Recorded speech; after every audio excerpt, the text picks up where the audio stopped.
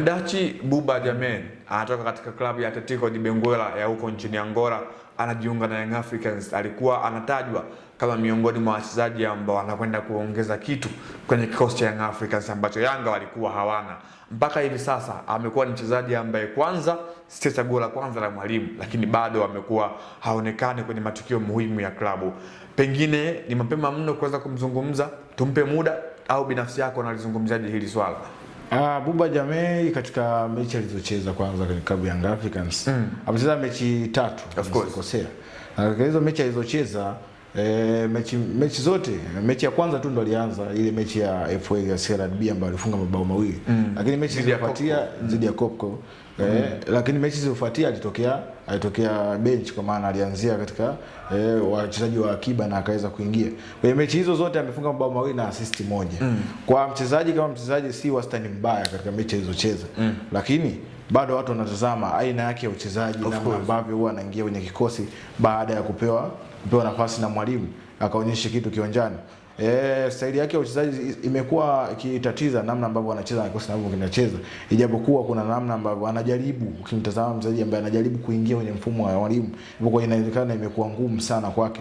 Watu wengi waliamini anapokuja kwenye kikosi cha Young Africans kulingana na eneo alilotoka, ametoka kwenye klabu ya Wydad de Benguela Angola ambako ameshatoka mwalimu huyu ambaye anafundisha Young Africans, Pedro Goncalves. Kwa waliamini anapokuja haitakuwa ngumu kwa mchezaji huyu kujiunga na ama kuingia kwenye mfumo wa mwalimu, kwa sababu ametoka kwenye soka ambalo Pedro Goncalves analifahamu na ndio hilo anatumia kucheza kwenye kikosi cha Yanga, na ndio mfumo ambao anautumia. Kwa watu wengi waliamini atakuja kufiti katika eneo hilo, lakini imekuwa ni tofauti. Amekuwa ni mchezaji ambaye hata nafasi yake ni finyu kwenye kikosi. Tunaweza kusema tumpe muda, tumtazame mechi 3, lakini ukitazama kwa kawaida mchezaji ambaye anaonekana kuwa mzuri, hata kama ukimpa dakika chache kiwanjani, kipo kitu ambacho atakuonyesha kwamba huyu ni mchezaji wa namna gani. Lakini kwa muda ambao amecheza bado kumtafasiri mchezaji mbaya au bado ni mchezaji ambaye anatakiwa kupewa muda, ni klabu ya Young Africans anatakiwa kuangalia swala. Lakini kwa muda pia apewe muda yeye kama mchezaji, atazame ni kipi ambacho anaweza kukifanya. Lakini tumewahi kushuhudia wachezaji wengi ambao walikuwa wana matarajio makubwa. Tusiende mbali hapa Young Africans kipindi anakuja walikuwa wanamuita Duduwasha na Ekuwa Celestine. Ametoka Asiki Mimosa akiwa ni mchezaji ambaye amefunga mabao 10+ kwenye msimu. Kwa hiyo anapokuja Young Africans matarajio yalikuwa ni kwamba anaweza akafanya alichokifanya akiwa Asiki Mimosa. Huku hapo bado walikuwa hawajatazama, yani bila kutofautisha kwamba ukubwa wa ligi ya Tanzania na Ivory Coast ipoje ama wanavyocheza ipoje, lakini matarajio ya wengi yalikuwa ni kwamba atakuja kuonyesha kile ambacho amekifanya katika ligi ya Ivory Coast na ukiamisha na ligi ya Tanzania. Lakini matokeo yakawa tofauti, ni kama mfumo wa mwalimu kamkataa. Matokeo yake dirisha dogo ameweza kumtoa kwa mkopo kwenye klabu ya JS Kabylie. Lakini wapo wengi ambao walishindwa. Kwa inawezekana ni mchezaji mzuri, ila tu mfumo wa mwalimu inawezekana haujawa fiti na yeye kuendelea kuonyesha kile ambacho anacho kwenye kikosi cha Young Africans. Sawa, pengine ni mchezaji ambaye unamuona akienda kuisaidia Yanga kwenye michuano ya ligi kuu ya NBC Premier League, kwa maana Young Africans mpaka hivi sasa hapo tena kwenye michuano ya kimataifa akibakiza ligi kuu. Mchezaji ambaye ukimtazama ana hiyo faida kwa upande wa Young Africans moja kwa moja, na ana ule X factor ambao watu wengi wamekuwa wanauzungumza kwa sehemu moja ama nyingine. Buba Jammeh kwa namna nilivyomtazama kwa mechi hizocheza, sidhani kama ni aina ya wachezaji ambao wanazungumzwa kwamba ni X factor kwenye kikosi. Kwa sababu na mchezaji kwanza yeye mwenyewe binafsi Buba Jammeh akiwa anajipima na wachezaji ambao wamewakuta kwenye eneo hilo. Namzungumza mtu kama Pacome Odozuzu ambaye namba zake zinazungumza vizuri kwenye eneo hilo. Sasa unapoenda kwenye eneo ambalo unamkuta mtu ambaye namba zake zipo vizuri na wewe unahitaji nafasi, kuna kitu ambacho unatakiwa ukifanya. Aidha ufanye mazoezi ama ufanye mpango ambao mwalimu akiona anaona kitu cha ziada kwako tofauti na kile alichonacho mwenzako. Ikiwa hata kile cha mwenzako tu umeshindwa kukipiku, sidhani kama unakwenda kuwa X factor kwenye kikosi zaidi ya yule ambaye umemkuta ambaye alikuwa na kiwango bora zaidi yako, ama alikuwa anampa mwalimu ziada nyingine tofauti na ile ambayo anakwenda kuifanya kiwanjani. Kwa Buba Jammeh sidhani kama ni aina ya wachezaji ambaye ni X factor kwenye kikosi cha Young Africans, na bado hajatuonyesha hiyo kama anaweza kuwa miongoni mwa wachezaji ambao wanatazama kama X factor kwenye kikosi. Sawa, endapo Buba Jammeh asitoe kile watu wengi ambacho wanakuwa wanakitegemea. Ni wazi kwa Young Africans kwenye usajili wa mwaka huu, hasa kwa upande wa kimataifa, tunakubaliana wote kwamba Engineer amefeli moja kwa moja, kwa maana kuanzia dirisha kubwa Mohamed Dumbia, wakina Ande Boyeli, Frenkie Yasinki, wakina Lassine Kouma, wakina Conte Musa Bala, lakini pia dirisha dogo Alan Okello ameingia kwenye kikosi, wakina Damaro Kamara, moja kwa moja anaweza kusema kwamba wamefeli hasa kwa upande wa kimataifa. Inawezekana kweli msimu huu wamefeli kulingana na kile ambacho kilitarajiwa na kijatokea. Unajua wakati unakwenda kufanya usajili ama klabu zinafanya usajili, matarajio makubwa ni kwamba huyu anayekuja aidha aje kupinga ama kufanya kile alichokifanya huyu aliondoka, au awe na cha ziada zaidi ya yule aliondoka, ili timu iendelee isibaki na pengo katika eneo ambalo wameacha mchezaji na kutafuta quality ambayo inakuja kuziba pengo lile. Sasa wachezaji wanapokuja na kile ambacho matarajio yanakwenda tofauti na kile ambacho klabu ilikuwa inakihitaji kwenye maboresho yake ya kikosi kwenye usajili ambao umefanya, hiyo ni moja kwa moja kwamba klabu imefeli kwa sababu haijapata kitu ambacho ilikuwa inakihitaji. Kwa msimu huu kwa wachezaji ambao Young Africans wamewasajili na hawajaja kukliki ama hawajaja kuonyesha kile ambacho walikuwa wanakitarajia, moja kwa moja tunazungumza kwamba ni feli, kwa sababu kwenye usajili tayari kitu ambacho walikuwa wanakihitaji hawajakipata namna ambavyo walikuwa wanakihitaji. Kwa wamefeli katika eneo hilo la baadhi ya sajili ambazo wamefanya. Ukitazama kuna baadhi ya wachezaji ambao wamewasajili wamefanya vizuri. Mfano dirisha dogo ameingia Mohamed Damaro Kamara. Hakuna kelele nyingi kwa mashabiki wa Young Africans wala wadau wa soka. Huyo tunamtemza kama mzawa. Kama mzawa. Lakini ni mchezaji kuna Mohamed Zimbo Junior aliingia kwenye dirisha kubwa ambaye pia ni mzawa. Kwa upande wa wazawa hakuna shida.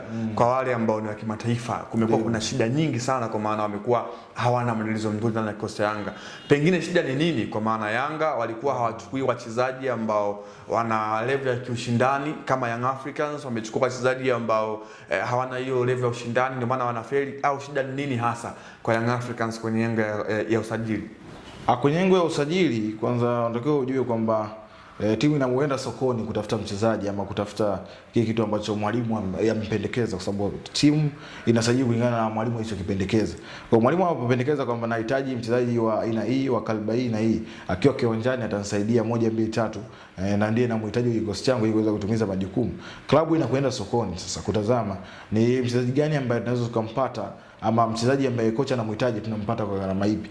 Wanapoenda sokoni wanatafuta mchezaji na wanamleta, matarajio huwa ni makubwa, kwa sababu mchezaji anaweza akawa na kiwango bora, ni kweli alikotoka na sifa ambazo mwalimu anazihitaji, lakini anapokuja kwenye kikosi mapokezi, lakini pia hata namna ambavyo yeye anaingia kwenye kikosi na kuweza kuanza kufanya mabadiliko zaidi alivyokuwa anacheza kule, sasa aje kuhamishia kitu hicho alivyokuwa anakifanya kwenye kikosi cha Young Africans, aje kuhamishia hichi kwenye kikosi cha Young Africans, kile alichokuwa anakifanya huko alikotoka inakuwa ni tofauti na inaweza ikachukua muda.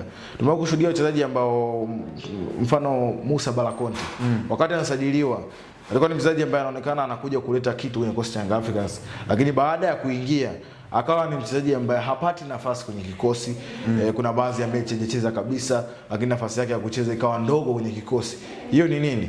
Yeye mchezaji, mapokeo yake, lakini hata mapokeo kutoka kwa mashabiki inawezekana yalikuwa yakamwathiri yeye kama mchezaji. Kwa hiyo tunatazama katika engo hiyo kwamba wachezaji wanaokuja tujaribu pia kuwapunguzia ile pressure kutoka nje. Mfano Alan Okello. Alan Okello amekuja hapa Tanzania ama kwenye ligi ya Tanzania. Ametoka katika kikosi cha Vipers kule nchini Uganda, akiwa anaonekana ni kama mchezaji ambaye ni superstar, ni mchezaji ambaye ni star wa team of course kwenye kikosi cha Vipers.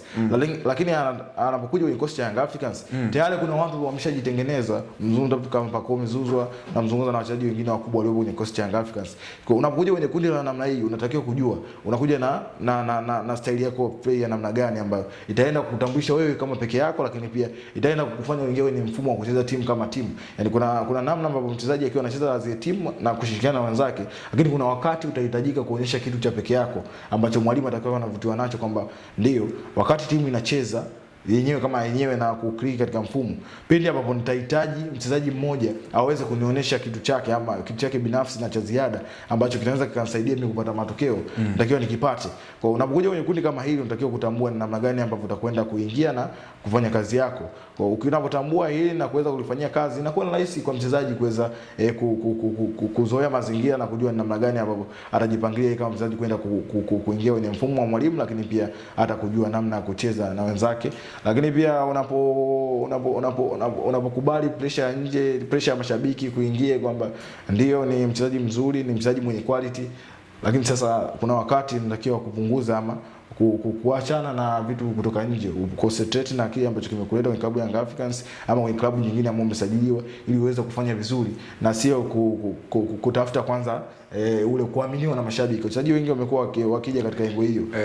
Mtu anahitaji kuaminiwa na mashabiki kwanza kuliko kuonyesha kile kitu ambacho amekuja kukionyesha kwenye ligi ya Tanzania na kwenye klabu yake kwa ujumla. Sawa. Moja kati ya klabu ambayo imefanikiwa kwa takriban misimu minne katika upande wa kufanya usajili basi ni Young Africans, lakini msimu huu ni kama vile wamefeli kwa asilimia kubwa na kila mtu anaona. Hii ilikuwa The Golden Boot. Jina langu ni Leopard John, nilikuwa hapa na Mdachi Ali Omari, nyuma ya kamera ni Glory Ibrahim Mwandu. Asante na kwaheri.